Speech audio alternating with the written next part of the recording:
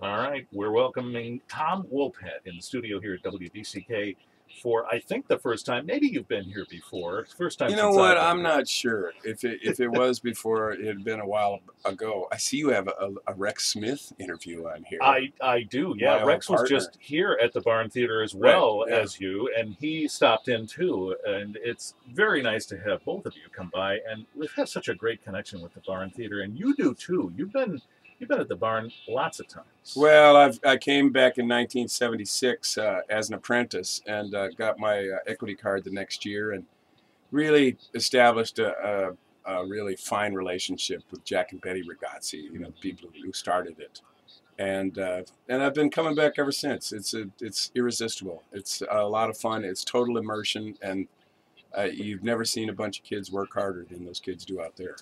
Yeah, I was about to ask you why you like it. I think you just hit on it. The total immersion thing. I heard Rex say something similar to that. Yeah, it's I mean, it's theater 24/7 pretty Yeah. much, and everybody, when they're not on stage, when they're not working in a scene or something like that, they're working in the scene shop or in wardrobe or, learning basically the backstage parts of the trade, which are equally important and actually probably a better job opportunity if you want to stay in theater and, Yeah. the stage thing doesn't really work out. The backstage stuff is actually, there's a lot more work there. I'll bet. Well, it's like radio.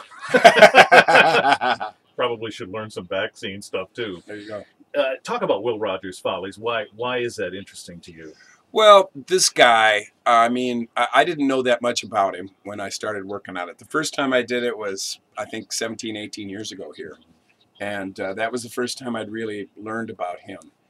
And he was an amazing guy. He was born in the 1800s, in like 1880 almost, 1879, and died in the 30s. But he was one of probably the first real worldwide celebrity. Yeah. I mean, he was known all over the world. He wrote a daily column, did a radio show, made movies. He traveled all over the world to different countries and was kind of a goodwill ambassador for the United States.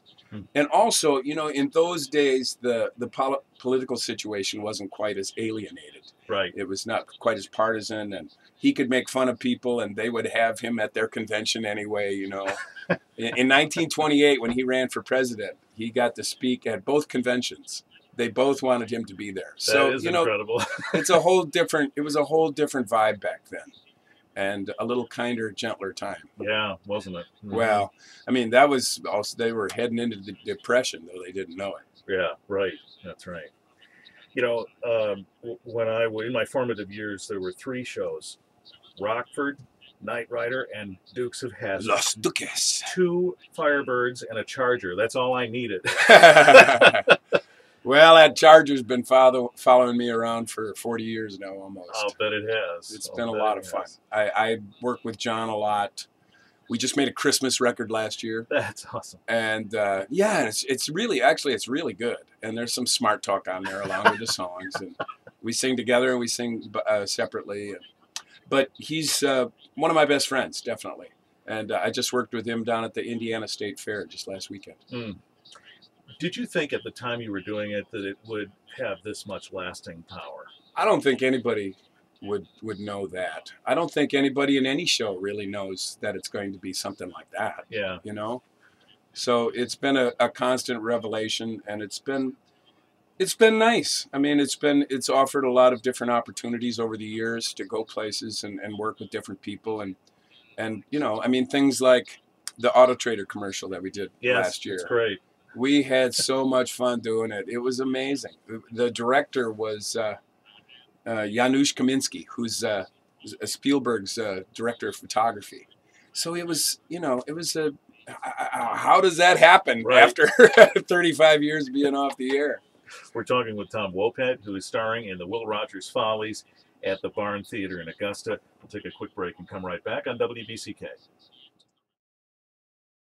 Studio as the Will Rogers Follies is being staged now at the Barn Theater, so check it out and you'll see Tom yourself. And actually, folks are going to see you performing, but then they're going to see you afterwards. That's one of the magic things of the Barn Theater. Yes, for a long time now, they've featured the company doing like a little show after the show down at the lounge in the bar. And I mean, for me, back when I first started here, I mean, I was always carrying around a guitar, and it ended up to be the point where I would do the last set, and some stuff that I've written myself, a bunch of tunes that I've learned over the years, and story songs and stuff like that. And it's a lot of fun for me, and it seems to be a lot of fun for the folks as well. Music has been long an interest of yours. I started singing when I was a little kid, Yeah. and that really was what led to the acting part of things. I started doing musicals when I was in my before I was a teenager, and so I mean, just for survival, I learned how to act a little bit. And then at the University of Wisconsin, I got a lot of help from a guy who is actually an alumnus of the Barn. Hmm. His name was Del Lewis.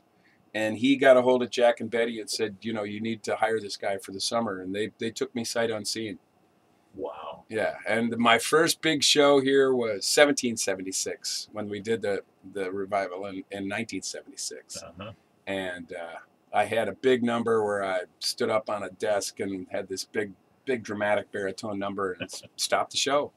And I've been coming back ever since. What are some of the other shows you did at the Barn? Oh gosh, I've done Kiss Me Kate. I've done Guys and Dolls several times. I've done Annie Get Your Gun, which I also did on Broadway. I did Guys and Dolls on Broadway. I've done a lot of fun things. We did City of Angels. I actually directed a version of City of Angels here, and then directed I think a Guys and Dolls too. So it's been, you know, it's an amazing situation. And the thing that's great about this particular show, The Follies, is that, you know, it tells the story of his life, but in the format of a Follies presentation. Right. So you have a big production number with all these babes on. I mean, I should be more politically correct. Beautiful ladies on stage, and the guys are good looking too. It's just, you know, huge numbers, and then you get a heavy dose of Will, tell part of the story. Then there's another big production number. And it's really, really a nice pastiche of different styles of music. And the kids, like I say, they work their butts off. Yeah. We did a run through last night that we started at 8:30 and we got done at 1:30 in the morning. Oh, my. So, you know, and then tonight we're going to open. Right. Actually, this is running Thursday, so it will have opened by then. Sir. But so it's you know, it's a labor of love. So yeah, we hear that sort of thing from a lot of folks who came through the Barn, and it really is a great place, and we will certainly talk more about this before you go.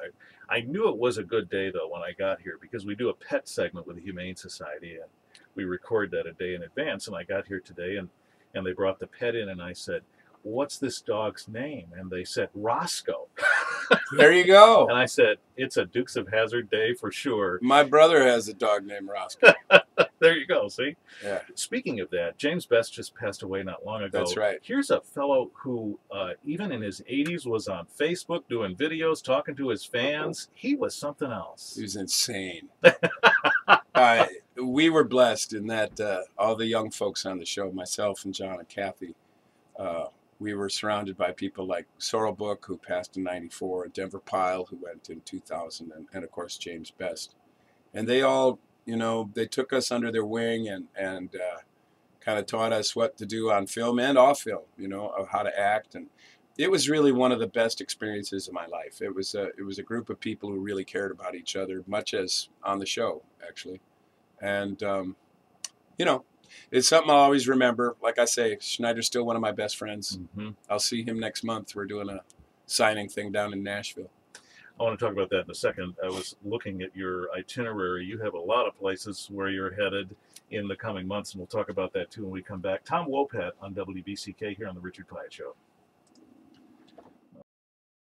This year, he's of course on stage right now in the Will Rogers Follies at the Barn Theater. We're talking a little bit about the Dukes of Hazzard in those days. Of course, it made news recently with the whole Confederate flag thing.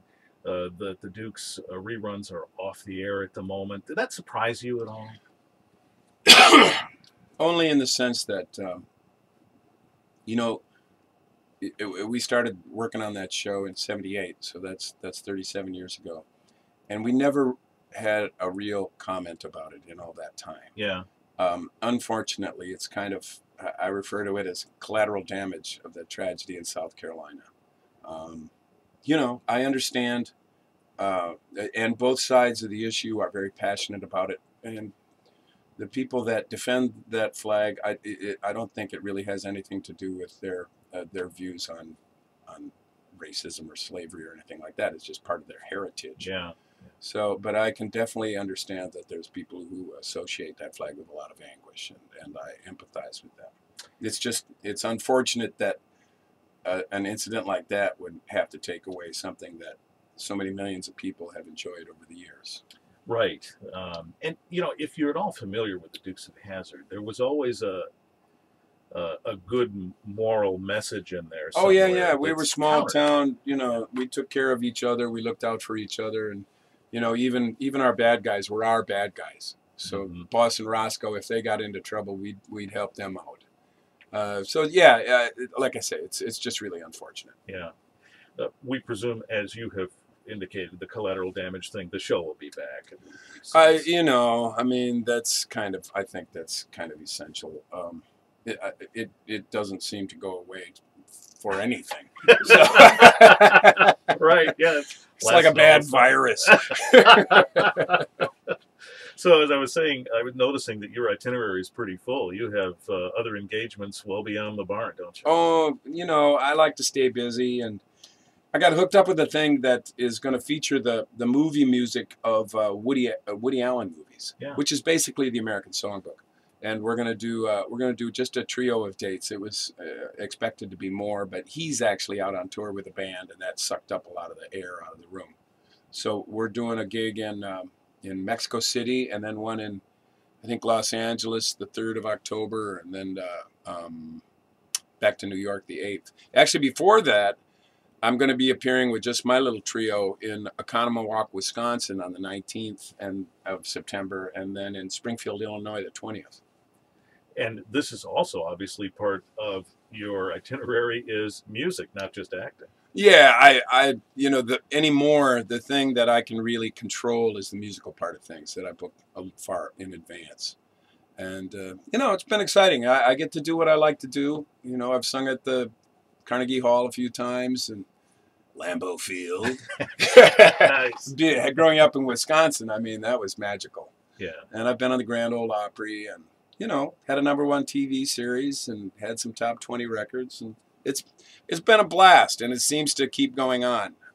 I'm in the midst of writing something that I don't really want to talk about yet, but that's always an interesting part of things, too. I've recorded several of my original tunes, and people seem to like them. Mm-hmm.